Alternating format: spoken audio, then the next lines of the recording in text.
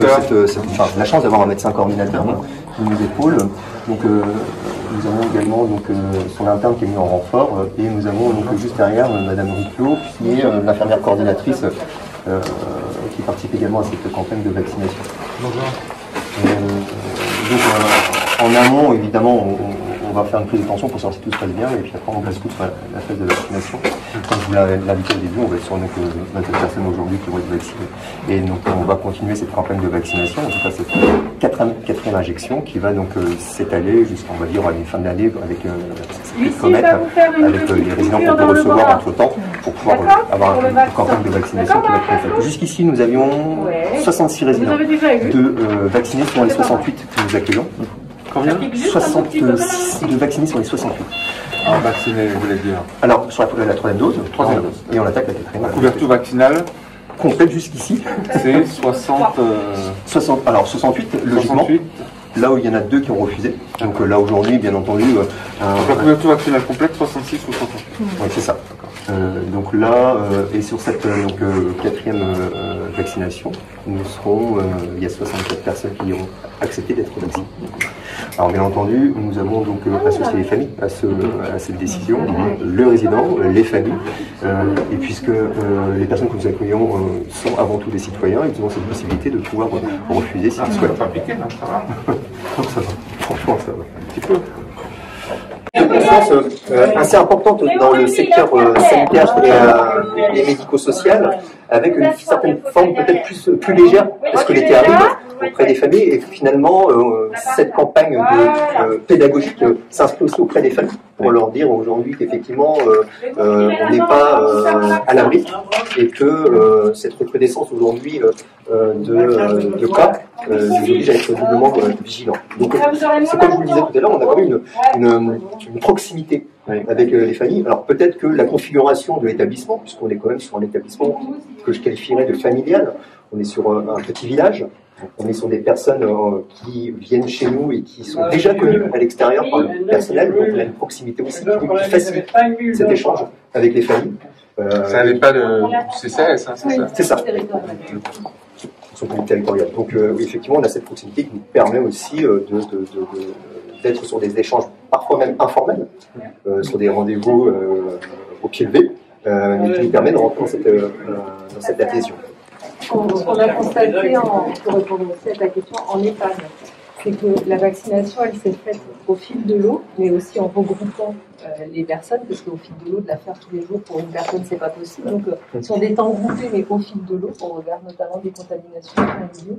Par contre, ce qu'on constate en ville et en officine pour les plus de 60 ans, et donc aussi pour 80, c'est qu'on a une recrudescence de la demande vaccinale depuis maintenant une dizaine de jours, et avec la dégradation un peu plus poussée des indicateurs sanitaires. La confiance très forte. Et sur la traçabilité, parce que reprendre la vaccination, il faut savoir où on en est dans les vaccinations des uns et des autres. Là-dessus, j'imagine que le système d'information est... En fait, dès qu'on a commencé la campagne, dès qu'on a été mobilisé sur la première injection, il y a tout un protocole qui a été mis en place. On a un suivi qui est réalisé par le médecin coordinateur, avec également en collaboration avec l'infirmière coordinatrice. Et donc on a vraiment une traçabilité. Aujourd'hui, on sait qui, quoi, où, comment. Et tu as, chez les professionnels, il a été maintenu. Mais est-ce que les familles, aujourd'hui, quand elles viennent visiter leurs aînés, le portent? Est-ce que c'est quelque chose sur lequel elles vous questionnent? C'est compliqué. En fait, alors, autant les professionnels, il y a une vraie mobilisation auprès des professionnels et ils ne l'ont jamais retiré. Sans qu'on soit sur un ordre. C'est vraiment une continuité pour eux de protection. Et ce phénomène est moins vrai. Aujourd'hui, chez les familles, j'ai réalisé, j'ai demandé à faire 2 courriers pour rappeler la nécessité de conserver le masque, puisque c'est d'abord les protections individuelles qui permettront de nous protéger collectivement, et c'est ce qu'on explique aux familles. Alors oui, une fois de plus, il y a une démarche pédagogique avec les familles pour pouvoir leur expliquer que c'est nécessaire, même si aujourd'hui on a expliqué.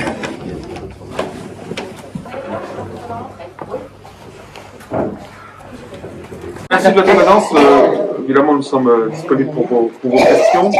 Nous souhaitions venir ici cette matinée là, avec Monsieur le directeur de l'EHPAD Madame la députée, Madame la directrice de l'ARS, Monsieur le directeur adjoint de la CPM, Monsieur le vice-président du conseil départemental, donc l'ensemble des partenaires, en lien avec la sous-préfète de Pontivy pour profiter donc de cette campagne de vaccination ce matin, pour rappeler malheureusement que la situation dans notre département est préoccupante, puisque nous avons dépassé les 800 en taux d'incidence pour 100 000 habitants, 800 cas contaminés pour 100 000 habitants hier. C'est un taux qui n'avait pas été dépassé depuis maintenant plusieurs semaines, parce que nous étions descendus à moins de 200 il y a encore un mois.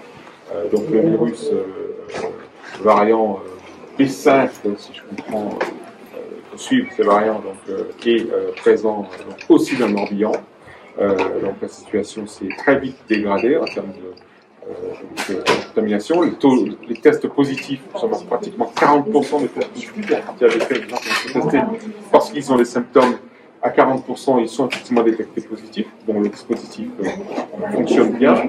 Donc c'est pour lancer un appel à nos concitoyens pour que nous puissions tous passer un bon été. Il faut absolument que les plus de 60 ans, on puisse les accompagner pour qu'ils puissent aller chercher leur 4e dose.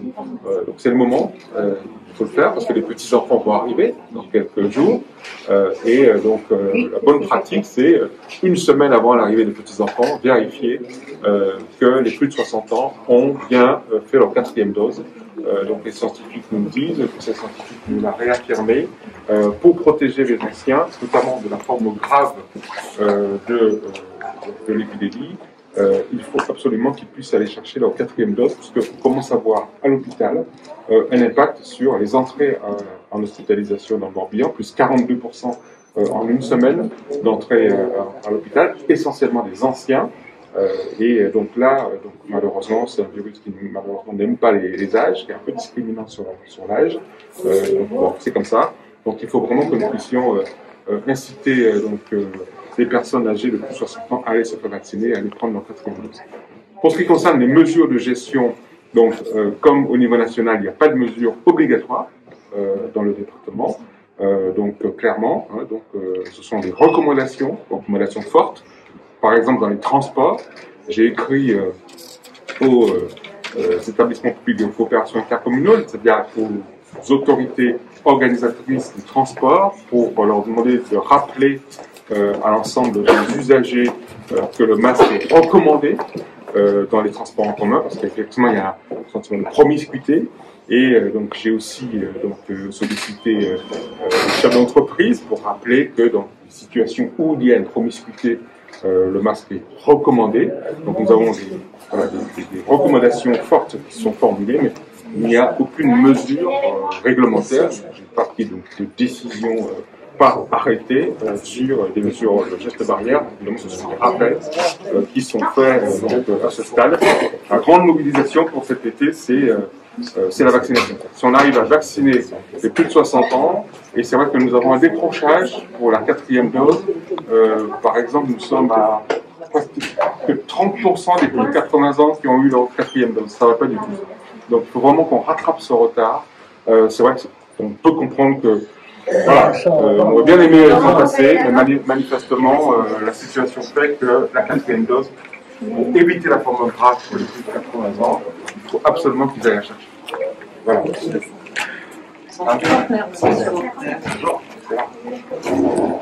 Est-ce que vous, partenaire, madame la directrice, comme vous le disiez, monsieur le préfet, l'objectif est de rappeler que le virus continue de toucher les personnes les plus vulnérables. Donc, quand on parle de vulnérabilité, on parle des personnes malades, on parle des personnes âgées, des plus de 80, mais aussi des plus de 60, donc avec un enjeu à poursuivre cette vaccination et à insister sur la dose de rappel, puisqu'en effet, sur les plus de 60 ans, comme vous le rappeliez, on est tout juste à 30% de taux de couverture. Donc aujourd'hui, les officines et les médecins et les infirmiers continuent de vacciner, se remobilisent, puisqu'on constate une demande aussi plus importante depuis l'évolution des taux de contamination.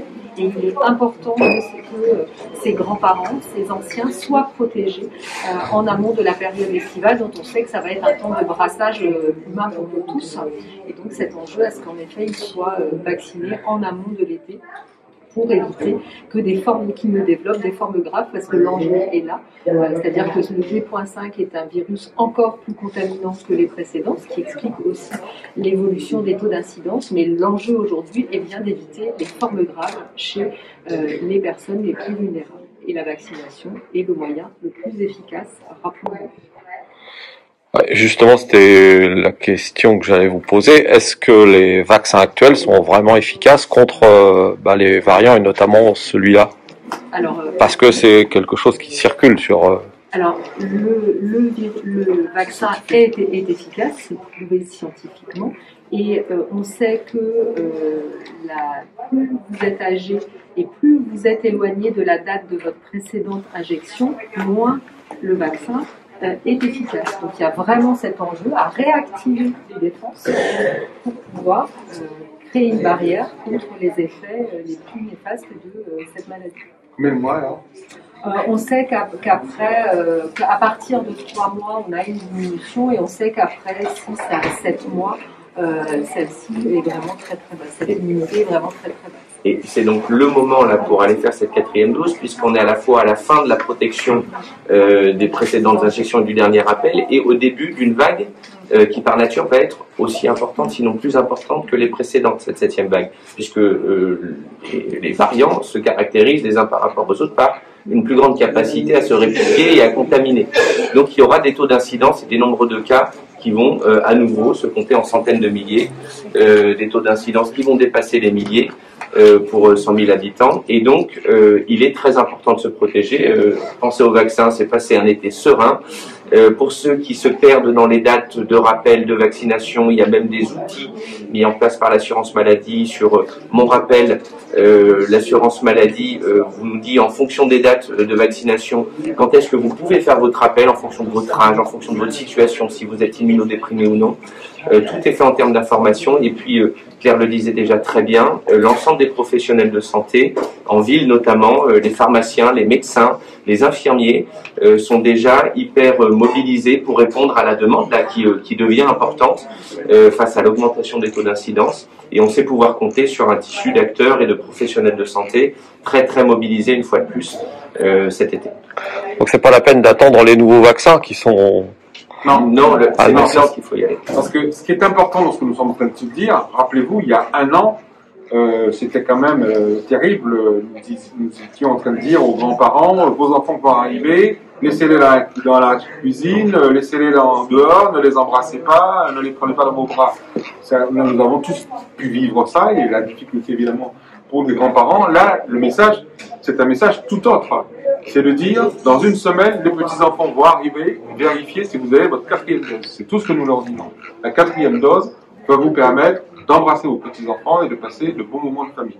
Il faut aller chercher cette 4e dose, puisque scientifiquement, c'est prouvé qu'elle va permettre d'éviter les formes graves. Attendre plusieurs mois pour ce vaccin ou pour un autre, c'est prendre le risque, quand on est une personne vulnérable, de développer une forme grave. Alors que de se faire vacciner, c'est se protéger.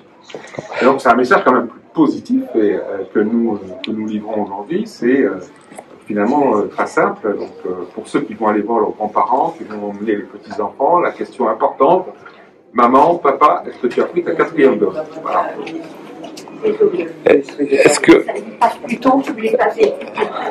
Est-ce que ce variant B5 a des conséquences plus graves sur les personnes qui sont infectées? Je pense à l'hôpital derrière, puisqu'on rentre dans l'été. Et... Alors, il est plus contaminant, il n'est pas plus létal, il n'est pas plus dangereux que les variants précédents, mais il faut continuer à se protéger, comme on le répète et on l'assène, puisqu'il continue à développer des formes graves chez les personnes vulnérables. Donc, pour en avoir échangé avec des directeurs d'établissement cette semaine, ils nous disent que les personnes qui arrivent aux urgences ou en hospitalisation, soit sont des personnes qui ne sont pas vaccinées, soit sont des personnes qui n'ont pas leur schéma vaccinal complet qui ont arrêté après les deux premières doses et n'ont pas fait de rappel, ou alors sont des personnes âgées qui n'ont pas le schéma vaccinal complet, voire la 4e dose. Donc on voit bien qu'on est rentré dans un système où il va très certainement falloir, pour les personnes vulnérables, poursuivre une vaccination. Alors on espère qu'à terme elle sera annuelle, en même temps que la grippe, mais pour l'instant, et en effet, on agit aussi en fonction de la situation sanitaire. Et aujourd'hui, non, il n'est pas question d'attendre la rentrée. Il faut le faire si vous êtes éligible et que vous avez plus de 60 ans et que vous n'avez pas encore pris votre dose.